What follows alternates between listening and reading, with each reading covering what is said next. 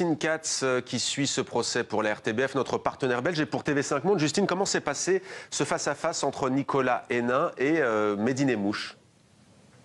Eh bien, dès que les deux journalistes français sont entrés dans la salle, ils ont regardé en direction du box des accusés où était assis Mehdi Nemmouche. Ils n'ont pas du tout cherché à fuir son regard. Au contraire, la salle de la cour d'assises était pleine, mais tout était extrêmement silencieux pendant le témoignage des deux anciens otages qui a duré plus de 2 heures. Des otages qui ont parlé des conditions évidemment très dures de leur détention, des tortures physiques mais aussi psychologiques. Ils ont également évoqué les anecdotes qu'ils ont partagées avec leur geôlier, et notamment avec Mehdi Nemmouche. Ils ont expliqué qu'au fur et à mesure des 10 mois de captivité, quand Mehdi Nemmouche entrait dans la cellule de Didier François, il l'appelait mon petit Didier. Et ça, par exemple, ça a tout de suite fait réagir Mehdi Nemmouche dans le box, qui n'a pu s'empêcher de sourire. Nicolas Hénin a alors interpellé la présidente en disant « Vous voyez, il s'en souvient ». Et c'est vrai qu'on n'avait jamais vu Mehdi Nemmouche réagir de cette manière depuis le début du procès. Mais quand la présidente lui a demandé « Connaissez-vous ces deux journalistes ?», Mehdi Nemmouche a réservé sa réponse pour plus tard.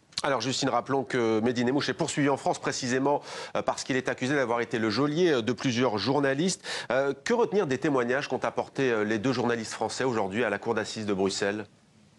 Eh bien, vous l'avez dit, ils ont formellement reconnu Mehdi Nemmouche dans la salle d'audience comme ayant été leur geôlier et leur tortionnaire. Ils ont décrit un homme extrêmement violent, cruel, narcissique, qui tenait des propos antisémites et qui déjà en Syrie affirmait vouloir tuer des juifs. Ils ont raconté différents épisodes très douloureux, bien sûr, de leur détention.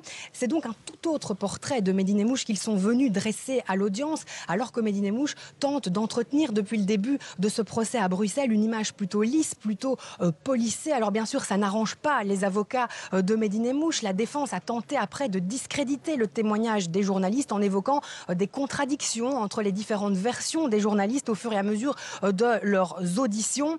Mais c'est vrai que ce dossier des otages, ce sera une autre affaire qui sera jugée plus tard en France. Dans le dossier qui nous occupe ici à Bruxelles, celui de l'attentat au musée juif, ça a apporté des éléments de personnalité intéressants sur leur principal accusé. Et on a pu voir les jurés très concentrés, très émus aussi par le récit des deux anciens otages. C'était certainement un moment clé aujourd'hui à l'audience.